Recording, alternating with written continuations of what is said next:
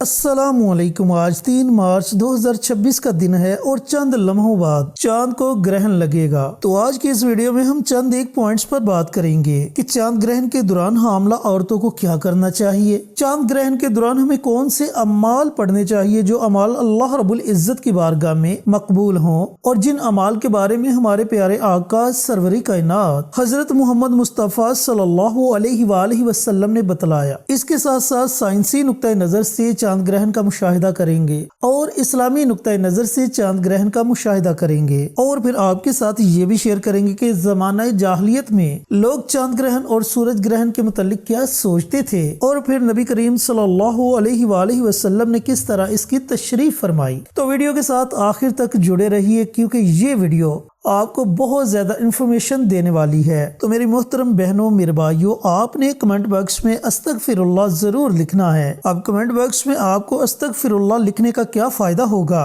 ये भी वीडियो में आगे चलकर आपको बताऊंगा। तो मेरी बहनों मेरे भाइयों, आज जो चांद ग्रहण लगेगा, इस चांद ग्रहण को ब्लड मून कहते हैं। अगर पाकिस्तानी वक्त के मुताबिक इस चांद ग्रहण की बात की जाए तो ये 1:44 पर शुरू होगा और शाम 7:23 पर यह ग्रहण खत्म हो जाएगा। तो इस दरमियानी वक्त में आपने ये अमाल करने हैं जो अमाल आज की वीडियो में आपके साथ शेयर किए जाएंगे। अब सबसे पहले चांद ग्रहण का साइंसी नुक्ता नजर से मुशाहिदा करते हैं कि साइंस चांद ग्रहण के मुतालिक हमें क्या कहती है। साइंस कहती है कि जब जमीन गर्दिश करती हुई सूरज और चांद के दरमियान आ जाए और सूरज की रोशनी चांद तक नहीं पहुंच पाती तो चांद बिल्कुल तारीकी में डूब जाता है। इस अमल को चांद ग्रहण कहते हैं और ये अल्लाह रब्बुल इज्जत का बनाया हुआ एक बड़ा खूबसूरत फल्कियाती निजाम है।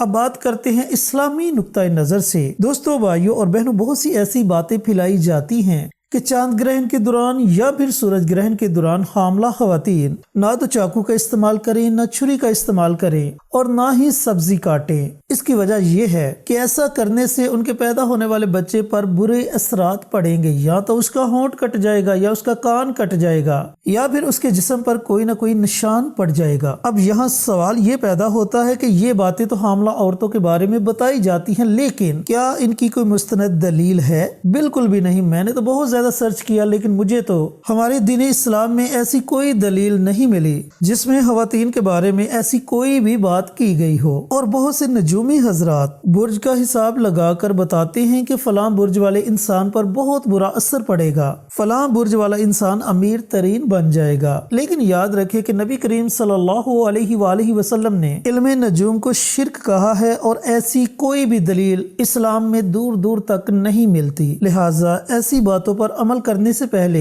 थोड़ा सोच ले, अपने ईमान को मजबूत करे, थोड़ी तहकीक कर ले, फिर ऐसी बातों पर अमल करे। अब मैं आपके साथ बुखारी शरीफ की एक हदीस शेयर करने लगा हूँ। इस हदीस को पढ़ने के बाद आपके ज़हन में जितने भी सवालात हैं वो तमाम के तमाम सवालात क्लियर हो जाएंगे इंशाअल्लाह। ज़माने जाहिलियत में सूरज को ग्रहण लगा तो उस दौरान आप सल्लल्लाहु अलैहि वसल्लम के साहबजादे हजरत इब्राहिम अलैहिस्सलाम इस दुनिया से रहलत फरमा गए, उनका विसाल हो गया। तो लोगों ने बातें करना शुरू कर दी कि ये ग्रहण आप सल्लल्लाहु अलैहि वसल्लम के बेटे के विसाल की वजह से लगा है। और अक्सर लोगों के जहनों में यही बात हुआ करती थी कि सूरज ग्रहण या चांद ग्रहण किसी बड़े इंसान की मौत या पैदाइश की वजह से लगता है। लेकिन कुर्बान जाऊं नबी करीम सल्लल्लाहु अलैहि वसल्लम की तालीमात पर आप सल्लल्लाहु अलैहि वसल्लम ने तमाम लोगों को इकट्ठा किया और उनको बताया कि याद रखो कि चांद ग्रहण और सूरज ग्रहण अल्लाह रब्बुल इज्जत की निशानियों में से 2 निशानियां हैं। ये किसी की मौत या जिंदगी से बेनूर नहीं होते।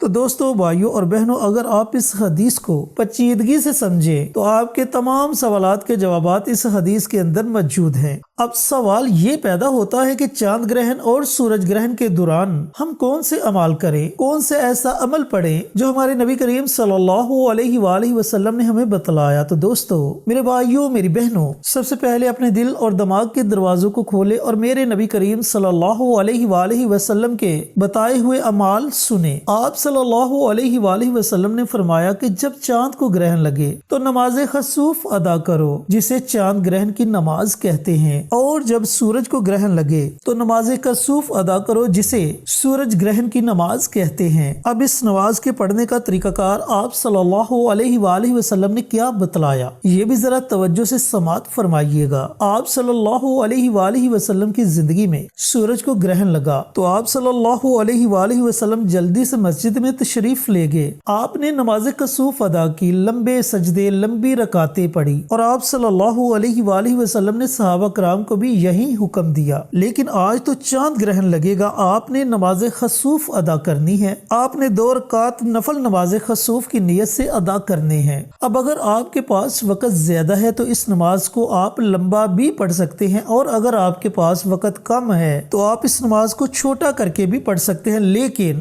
گزارش یہ ہے کہ اس نماز کو پڑھیں ضرور۔ نیت آپ نے اسی طریقے سے کرنی ہے کہ 2 رکعت نفل نماز خسوف پڑھتا ہوں یا پڑھتی ہوں، خاص اللہ واسطے منہ میرا کعبہ شریف کی طرف، اللہ اکبر۔ مرد حضرات اپنے گھروں میں بھی پڑھ سکتے ہیں اور مساجد میں بھی یہ نوافل ادا کر سکتے ہیں، لیکن کوشش کریں کہ آپ یہ نماز مسجد میں ادا کریں۔ پہلی رکعت میں سورہ فاتحہ پڑھیں، سورہ فاتحہ کے بعد کوئی بھی قرآنی سورت پڑھ لیں اگر آپ کے پاس وقت کم ہے۔ اگر وقت زیادہ ہے تو آپ کو جتنی بھی صورتیں آتی ہیں آپ وہ تمام صورتیں پڑھیں۔ اسی طرح دوسری رکعت میں بھی سورہ فاتحہ کے بعد آپ کوئی بھی سورت پڑھ سکتے ہیں۔ نماز خسوف ادا کرنے کا یہی طریقہ کار ہے۔ 2 نوافل آپ نے ادا کرنے ہیں اسی ترتیب کے مطابق جو ترتیب میں نے آپ کو بتلائی، اور یہ عمل میرے نبی کریم صلی اللہ علیہ وآلہ وسلم سے ثابت ہے۔ ہاں اگر آپ کو کوئی شرعی مسئلہ ہے تو پھر آپ نماز خسوف کو چھوڑ سکتے ہیں۔ اس کے علاوہ جو باقی اعمال آپ کو بتلانے لگا ہوں آپ ان اعمال کو پڑھیے گا، اور اس کے ساتھ ساتھ کمنٹ باکس میں استغفر اللہ ضرور لکھتے جائیں۔ چاند گرہن کے دوران جو دوسرا عمل کرنے کے لیے میرے نبی کریم صلی اللہ علیہ وآلہ وسلم نے بتلایا وہ ہے صدقہ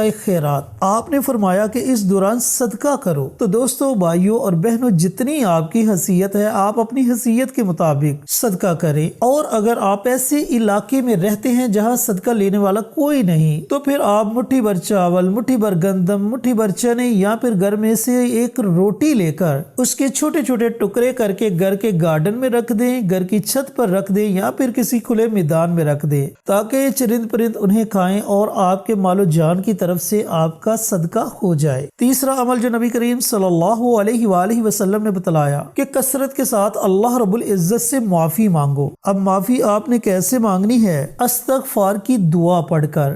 یاد رکھنا کہ استغفار کی بہت سی دعائیں ہیں، آپ کو جو بھی دعا آتی ہے آپ اس دعا کو پڑھ سکتے ہیں، لیکن اگر آپ کو استغفار کی کوئی بھی دعا نہیں آتی تو آپ صرف اتنا پڑھ لیں، استغفر اللہ، استغفر اللہ، استغفر اللہ، استغفر اللہ۔ کم از کم آپ نے 313 مرتبہ استغفار کی دعا پڑھنی ہے۔ یاد رکھنا کہ 313 مرتبہ پڑھنے سے یہ کثرت میں شمار ہو جائے گی۔ چوتھا عمل جو میرے نبی کریم صلی اللہ علیہ وآلہ وسلم نے بتلایا وہ ہے دعا۔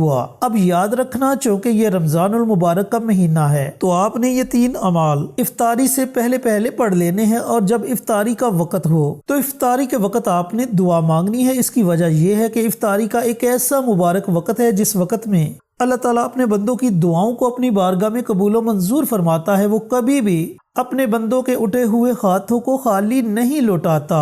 تو میرے عزیزوں، میرے بھائیوں، میری بہنوں، ان اعمال کو پڑھنے کے بعد افطاری سے چند منٹ پہلے اللہ کی بارگاہ میں اپنے ہاتھوں کو اٹھا لے، بڑی لجاجت کے ساتھ، بڑی محبت کے ساتھ اللہ رب العزت کی بارگاہ میں اپنی تمام پریشانیوں کو پیش کر دے، اپنی تمام حاجات اللہ تعالیٰ کی بارگاہ میں رکھ دے۔ یقین جانے کہ یہ دعا آپ کا نصیب بدل دے گی، آپ کی تقدیر بدل دے گی، آپ کی زندگی میں خوشحالی آ جائے گی۔ اللہ تعالیٰ آپ کو اپنے غیب کے خزانوں سے نوازے گا، اور اللہ تعالیٰ کی رحمت آپ پر موسلادھار بارش کی طرح برسے گی۔ تو میرے عزیزوں، میرے بھائیوں، میری بہنوں، چاند گرہن اور سورج گرہن کے متعلق آپ کے ذہن میں جتنے بھی سوالات تھے میں نے کوشش کی کہ اچھے طریقے سے ان تمام سوالات کے جوابات آپ کو دوں۔ تو سائنسی نقطۂ نظر سے بھی اور اسلامی نقطۂ نظر سے بھی میں نے ان تمام سوالات کے جواب آپ کو دیے۔ اگر آپ کو یہ چھوٹی سی انفارمیشن اچھی لگے تو اس ویڈیو کو دوسروں کے ساتھ ضرور شیئر کریں تاکہ وہ بھی ان اعمال سے مستفید ہو سکے۔ ملتے ہیں ایک اور نئی ویڈیو کے ساتھ، اجازت دیں۔ السلام علیکم ورحمۃ اللہ وبرکاتہ۔